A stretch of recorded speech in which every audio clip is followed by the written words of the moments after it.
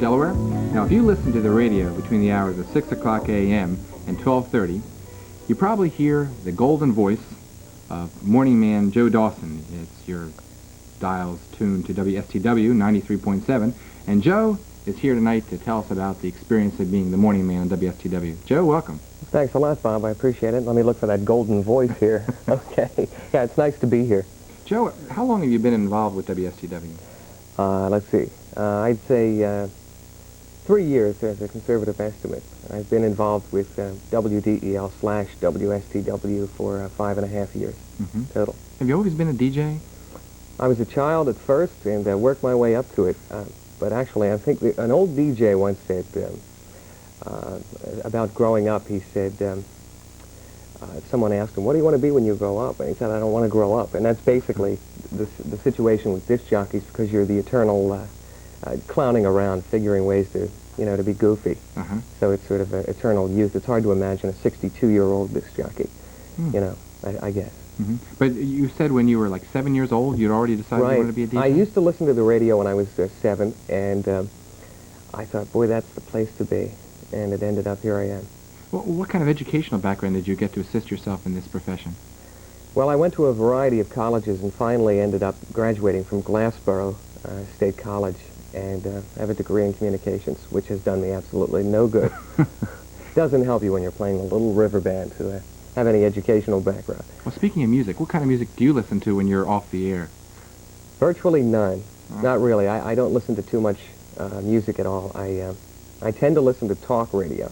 That's very interesting. Yeah, that's of real interest to me. It's interesting to hear people that are insane that call up, and it's just more spontaneous. It's more interesting to me than listening to music. When you have a steady diet of music, it's like selling ice cream. That's right. We were talking before the show. I was an ice cream salesman to work my way through college and law school, and I never wanted to get near the stuff when I got off the truck. Right, I can understand that. Well, I guess it's a similar situation, at least for me. What other activities are you involved in when you're not involved with WSTW? Let's see, varied. Let me think. I've been weatherproofing my house, doing that. Let's see what else. Let's see. I've been watching Bowler's Gazette. If I can give it a little Bowler's Digest, I think it's important right there. Okay, I've been doing that. Let's see, what else have I been doing? Well, tonight... Keeping real busy, huh? Yeah, real busy as you can, hanging out at the bus terminal, things like that. Not a whole lot, as a matter of fact, Bob. And these are the experiences that you have that really prepare you for DJ in the morning. This is what I draw from. The morning madman, as it were? What is it? The doctor of morning sickness. Something like that. Yeah, that's basically, it's a low-key deal. People think that you're very gregarious and the life of the party, but if you talk to most disc jockeys that are on the air, you're in an enclosed space. There's no one there, and you're playing to yourself. I know there are a lot of people listening. There's a lot of scientific surveys done about how many people listen to the radio. And I know there are, tens of thousands of people listening. But when I started out in radio, I worked at a station. I knew no one was listening. I knew it. So that's been my training. I don't even conceive of it when I'm on the air. And as a result, I'm not like I am on the air, off the air. It's a different energy level. People say, well, you don't sound like you do when you're on the air. But it's a different deal. It's a whole different kind of situation, because they say, how can you be so alive at 6 o'clock in the morning? Well, that's a matter of getting up to that energy level to be able to do it, because people don't want you to say, well, I really feel rotten today. It just doesn't play well. Yeah. So the whole thing is you just go and do what you have to do.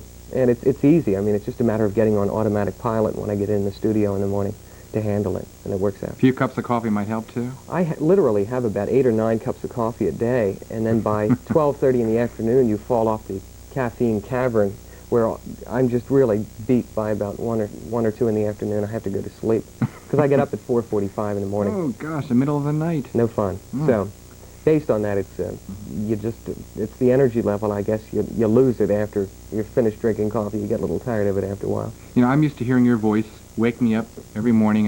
Subliminally, I hear it, and it just sort of fades in and fades out, and then eventually I sort of stand to salute and get up and get out of bed. And I always enjoy your chipper, spirited voice in the morning. Well, that's good to hear. I'm trying to hold on to it, a chipper, spirited voice. Now, you're doing other things now, just other than being a DJ. For instance, you were involved in the WSTW Project 1 album. Why don't you tell the viewers about that? Okay, that was an album that was out a year ago, and essentially it was a matter of getting together a lot of groups and a lot of music, and we were able to get it down to 11 songs and produce our own album with the help of a variety of people in the Wilmington area, as far as record pressing and all of that and distribution, to give some local talent a chance to be heard. You know, it was very successful. And it was just a lot of work, because you don't realize how difficult it is if you have 217 songs to try to get it down to 11 and to listen to one song after another. There's a lot of bad music, a lot of tissue paper and comb music out there. A lot of unusual people submitted songs, and fortunately they were easy to eliminate. But so it really worked out well, I think, and gave the groups a chance for some exposure. Can we score a couple of those albums for our giveaway later on in the show? Sure. Oh, no real problem. Nice. Okay. Now, also, you're involved in the Outdoor Cabaret. Why don't Right. you tell the viewers about what the Outdoor Cabaret is? Right. Well, I was involved in the Outdoor Cabaret before. They were lying when they said there were 1,000 people on the Market Street Mall, and that was back in October of '79, I think. There have been 7, maybe. Bob Bowersox at Fine Times will correct me. But I think there have been about 7, and they've just grown in magnitude as far as the crowds and the acts that they've had and the organization and things like that. So it's really taken off to the point where they had 4,500 in May, and that's a lot of people in one square block, you know, from 8th to 9th Street on the Market Street Mall. That's a pretty good group. Now, that's a simulcast where the radio signal is going out over WSTW at the same time the viewers are seeing it live. Right, for sure. So, I mean, the thing has really caught on, and I don't know if, I'm sure, again, Bob Bowersox, who handles all of the promotion and the nuts and bolts of it, I can't see with the popularity how they're going to keep it on the Market Street Mall in the future, just with the amount of people they have. Now, that's a co-production of WSTW, Right. Fine Times Magazine, and the City of Wilmington? Right. And you have to really hand it to the City of Wilmington. They have some progressive thinkers upstairs to allow something like this to go on, you know, because when you hear it's going to be a rock concert, immediately that conjures up connotations of bad news. But I think the bad news has been kept to a minimum, and it's really been handled well and planned well, and it's come off. You know, each one is more and more successful. Now, speaking of the City of Wilmington, do you think that the city's coming into its own as a musical and entertainment center?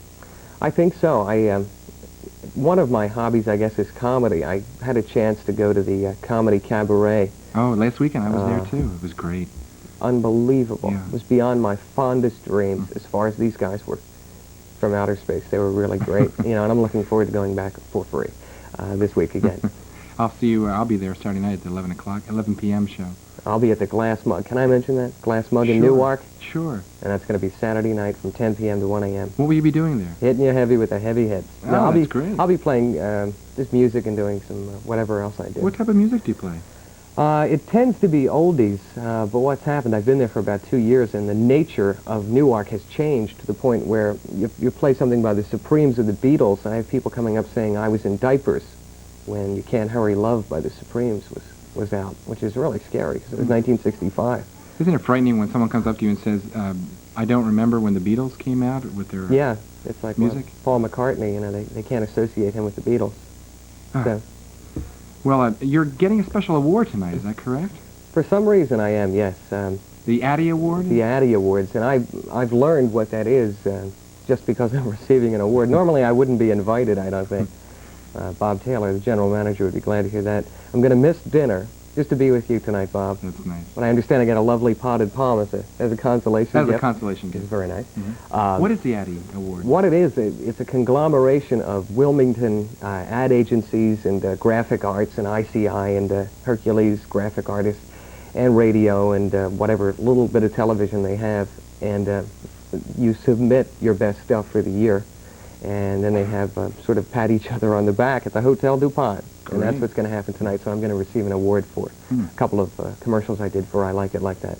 Well, I was supposed to be there tonight with my wife, Karen. If you see a pregnant redhead there, that's my wife, and go up and say hi to her. Okay, I often do. Oh, do you? Okay, well, why don't you get going here? I know you've got to get running to go.